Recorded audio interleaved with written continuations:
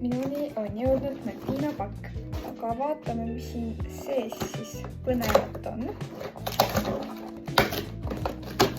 Kuna mul oli vaja meigiasju uuendada, ma tellisingi siin peamiselt meigiasju, aga mõtlesin, et proovin siis Korea kosmeetika poolt seda.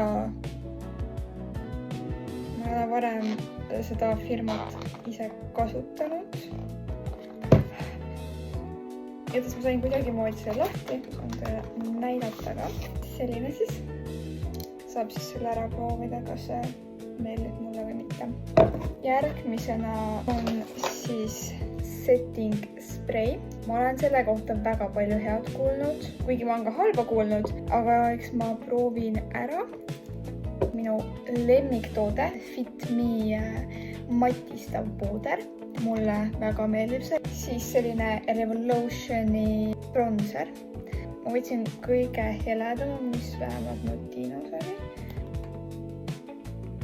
Ma panin praegu natuke väga palju, aga selline hästi pehme.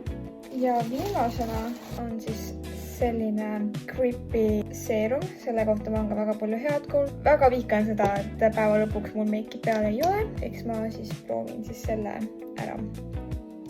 Sellised said siis minu tooted. Natinos olid soodukad. Sai väga suurt allahindlust siis sealt. Minge teie vaadake ka kindlasti Natinosse. Minu arust on seal paremad hinnad kui poes. Seal on ka väga tihti soodukaid. Nii et minge tšekake siis Natino kindlasti üle. Bye!